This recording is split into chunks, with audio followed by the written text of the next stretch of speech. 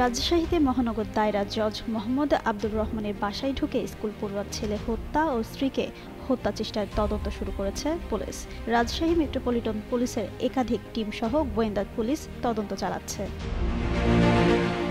তদন্ত সংশ্লিষ্ট কর্মকর্তারা জানিয়েছেন, বিরোধ লিমন মিয়ার অতি লোভ এ হত্যাকাণ্ডের সম্ভাব্য দুটি কারণ হতে পারে। এর পেছনে আরও কয়েকটি প্রশ্নের উত্তরও পুলিশ খুঁজছে। তবে ভিকটিম ও হত্যাকারী উভয়ে সুস্থ হয়ে উঠলে তাদের জিজ্ঞাসাবাদে এ হত্যাকাণ্ডের প্রকৃত কারণ জানা সম্ভব হবে বলেও সংশ্লিষ্টরা আশা করেন। তবে লিমন মিয়ার বয়ানে ভাইরাল ভিডিওতে পরকীয়ার যে বিষয়টি বিভিন্ন মাধ্যমে ছড়িয়েছে সেটিকে পুলিশ এখনই আমলে নিচ্ছে না।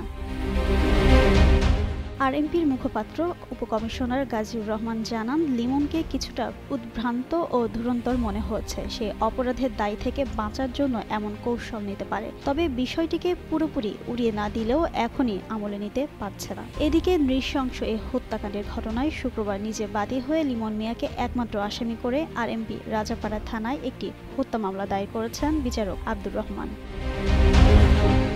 তদন্ত সংশ্লিষ্টরা জানিয়েছেন, লিমন পূর্ব পরিচয় সূত্রে ঘটনার দিন বিচারকের বাসায় এসেছিলেন। লিমন গাইবান্ধার ফুলছড়ি মদনেরপাড়া ভবানীগঞ্জ গ্রামের এসএম সোলাইমান শহীদের ছেলে। লিমনের বাবা ফুলছড়ি উপজেলা বিএনপির সাংগঠনিক সম্পাদক। লিমন এসএসসি পাশ করে সেনাবাহিনীতে সৈনিক পদে যোগ দিয়েছিলেন। 2018 সালে তার চাকরি চলে যায়। এরপর থেকে তিনি নেশাগ্রস্ত হয়ে পড়েন। সংশোধনের জন্য পরিবার তাকে কোয়ান্টাম ফাউন্ডেশনে পাঠিয়েছিলেন। বিচারকের স্ত্রীও কোয়ান্টামে যেতেন। ওই সময় বিচারকের স্ত্রীর সঙ্গে তার পরিচয় হয়। লিমন বিয়ে করলেও সংসার টেকেনি। নিজের দুঃখ কষ্টের কথা বলে লিমন বিচারক পত্নীর সহানুভূতি পান। অর্থ কষ্টের কথা বলে টাকা পয়সা নিতেন। বিচারক আব্দুর রহমান তখন গাইবান্ধায় নারী ও শিশু আদালতের বিচারক ছিলেন। এরপর লিমন বিচারকের বাসাতেও আসা যাওয়া করতে শুরু করেন। কিন্তু দিন দিন তার টাকা পয়সার চাহিদা বাড়তে থাকে। এক সময় যোগাযোগও বন্ধ করে দেন বিচারক পত্নী।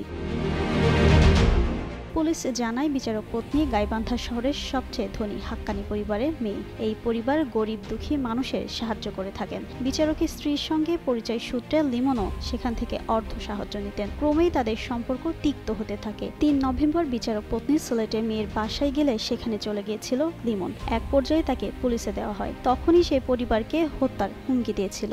6 নভেম্বর বিচারকের স্ত্রী সিলেটে শাহজালাল থানায় একটি জিডিও করেছিলেন। আরএমপির মুখপাত্র উপকমিশনার গাজীউর রহমান জানান, ভিকটিম লুসি ও হামলাকারী লিমন তারা সুস্থ হয়ে উঠলে পুলিশ তাদের জিজ্ঞাসাবাদ করবে। তখন পুরো ঘটনাটি পরিষ্কার হবে। জিনাত আরা ঋতু, যুগান্তর নিউজ।